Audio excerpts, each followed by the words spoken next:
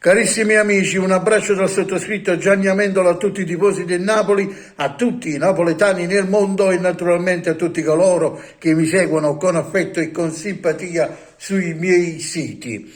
Cari amici, il Napoli aggiunge altri 3 punti alla sua meravigliosa classifica, batte l'Empoli per 2-0 e quindi sfata anche questa tradizione sfavorevole che voleva il Napoli contro l'Empoli o battuto o con un pareggio. Invece il Napoli è andato ad Empoli convinto della sua forza e della sua mostruosità in questo campionato e infatti non c'è stata partita nemmeno ad Empoli. Dal primo minuto, in particolare proprio il primo tempo, il Napoli ha stradominato in lungo e in largo.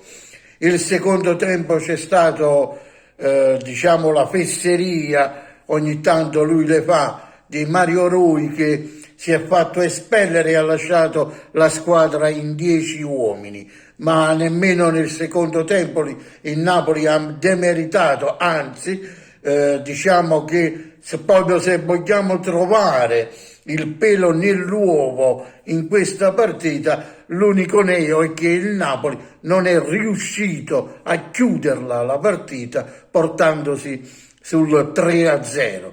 C'è stata una traversa di Kim, ci sono stati 2 gol almeno sbagliati da Osimhen, ma se lo può permettere perché è un vero mostro come attaccante, questo carro armato in area di rigore. Insomma, praticamente il Napoli poteva tranquillamente chiuderla sul 4-0 questa gara, e non ho esagerato, ma alla fine finisce così, 2-0. Ben venga questo 2-0 perché porta il Napoli a 18 punti dall'Inter, il quale deve vedersela con il Bologna e quindi ci sono vecchi ricordi dell'anno scorso, se non sbaglio, in cui l'Inter proprio contro il Bologna perse la sua possibilità scudetto. Quindi tutto da vedere, per il momento il Napoli è a 18 punti dalla seconda. Il solito Napoli pieno di cazzimma, voglia di vincere, fame di vittoria.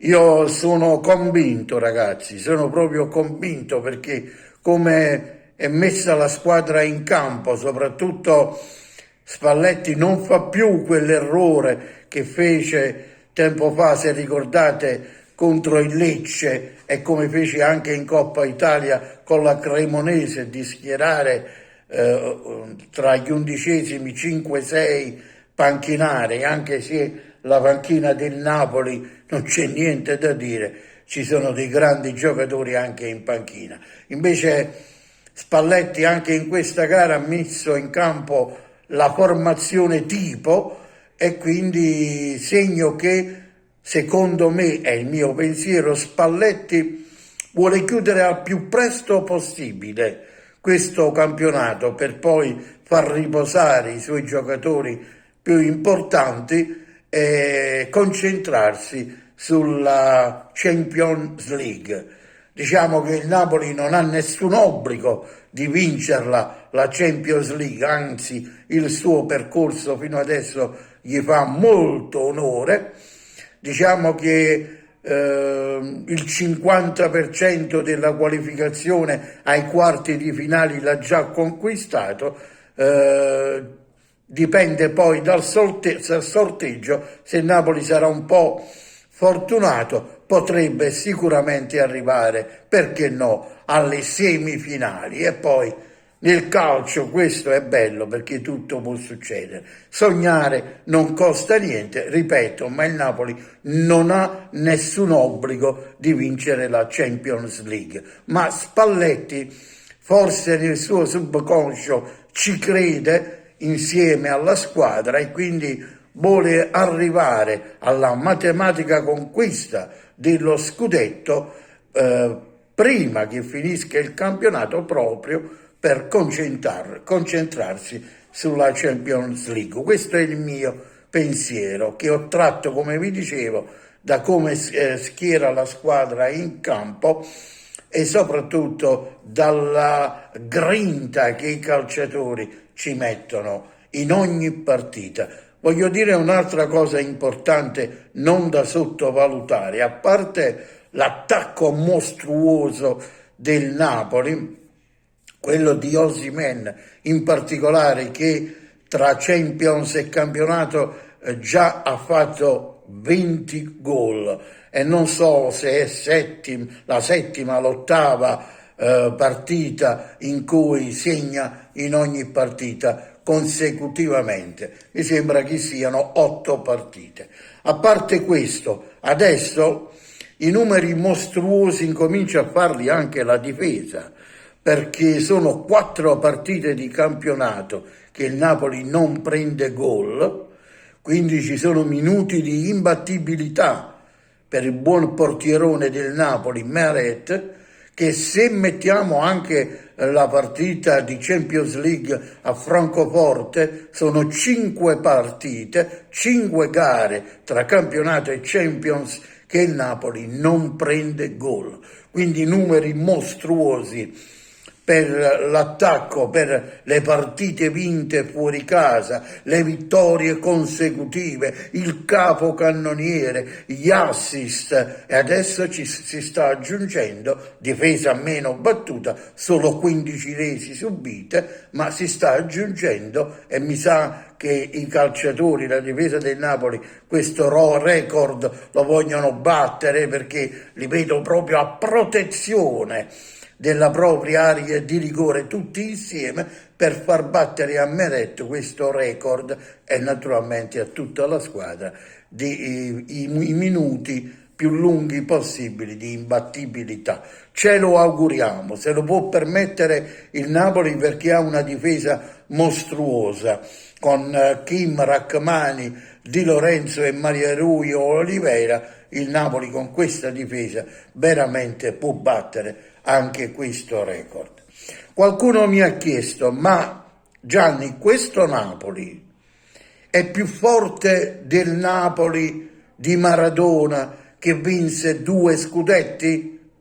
Allora, io ho avuto la fortuna, a quei tempi avevo 27 anni, nell'86-87, quindi ho potuto festeggiare e vedere con i miei occhi il grande Maradona e festeggiare i 2 scudetti del Napoli, quindi vedere in gioco quella squadra.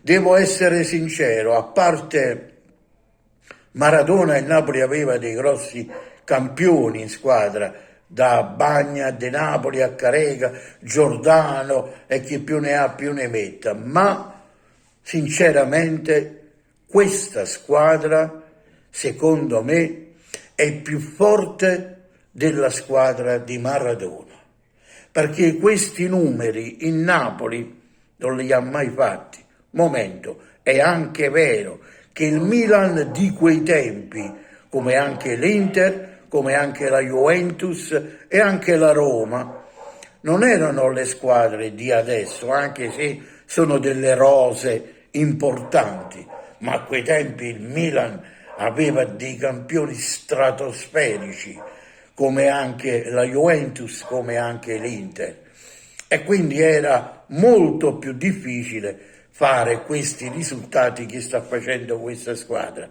Bisognava che io lo dicessi questo. Era un altro calcio. Sicuramente il calcio di oggi è molto più veloce, ai calciatori si richiede molto di più. Quello era un calcio un po' più lento, più ragionato, si correva di meno, ma c'erano dei campioni veramente incredibili. Però la mia opinione non cambia. Secondo me questo Napoli è più forte del Napoli di Maradona.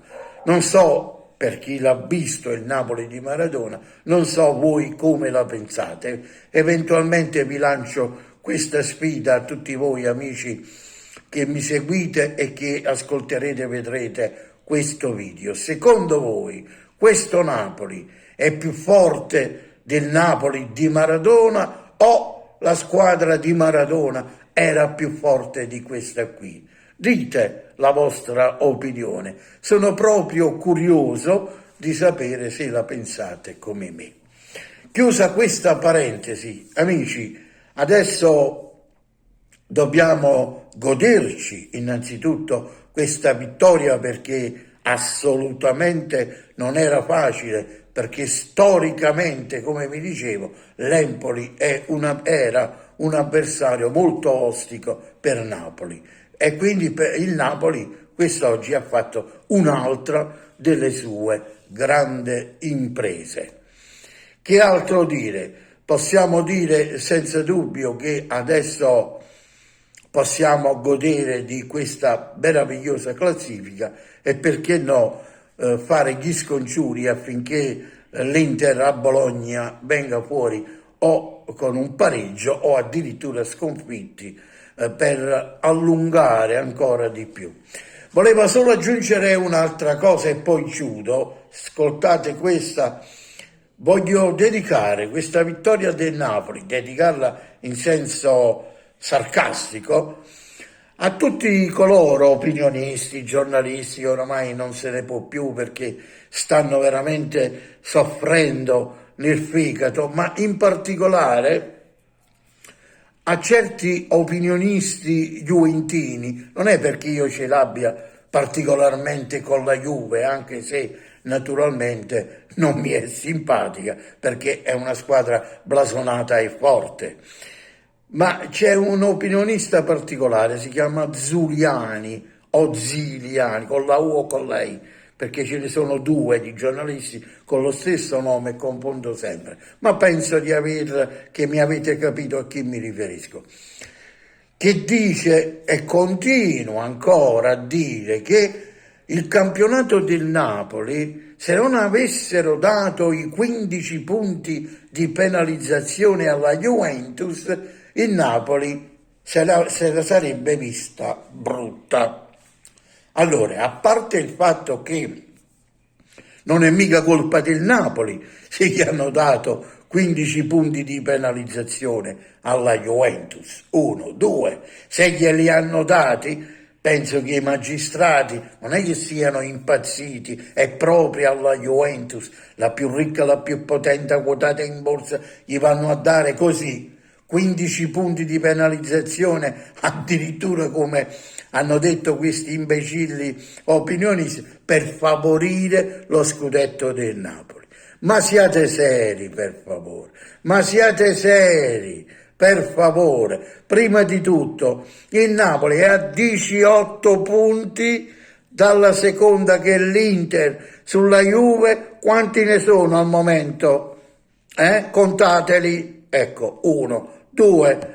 Una squadra che vince come sta vincendo il Napoli e che batte tutti i record possibili e immaginabili come li sta battendo il Napoli, avrebbe avuto, se mai potesse essere vero, che davano 15 punti di penalizzazione per far vincere il Napoli. Al Napoli gli è stato sempre scippato lo scudetto, ricordatelo, sempre. Qualche anno fa, ricordati, con Maurizio Sarri e quindi gli è stato sempre scippato, è stato sempre defraudato, ma mai una volta favorito, anzi, da quale pulpito arriva la predica? Punto. Siete ridicoli. Opinionisti obiettivi che hanno il diritto di dire la propria opinione dovrebbero battere le mani, dovrebbero fare i complimenti a questa squadra meravigliosa. Se poi si chiama Napoli, poco importa, perché quando si parla di calcio e chi parla si presume che sia un intenditore, dovrebbe essere obiettivi. Quindi vedo che sono molto più obiettivi alcuni tifosi della Roma, della Juve, dell'Inter, del Milan, che girano e fanno gli opinionisti su YouTube, su TikTok, Facebook e compagnia bella, i quali si complimentano con questo Napoli e nei loro titoli danno alla squadra il merito che merita, cioè definendola mostruosa, pazzesca, Napoli imbattibile, insuperabile, irresistibile. Ecco, sono più seri questi tifosi che questi opinionisti che a livello nazionale si permettono di dire queste grandi stronzate e fesserie. E aggiungo e chiudo, coloro che sotto i video di questi opinionisti, in particolare di questo Zuliani, opinionista di fede juventina, scrivono sei grande, sei bravo, sono più imbecille di quel signore. Punto. Il Napoli ha vinto, siamo tutti felici e contenti, ma ricordate che un vero tifoso, in particolare quello napoletano, anche quando le cose non vanno bene, anche dopo una sconfitta, rimane sempre della stessa fede e dello stesso amore, perché il Napoli si ama al di là di qualsiasi risultato. Sempre e solo Forza Napoli, squadra e città.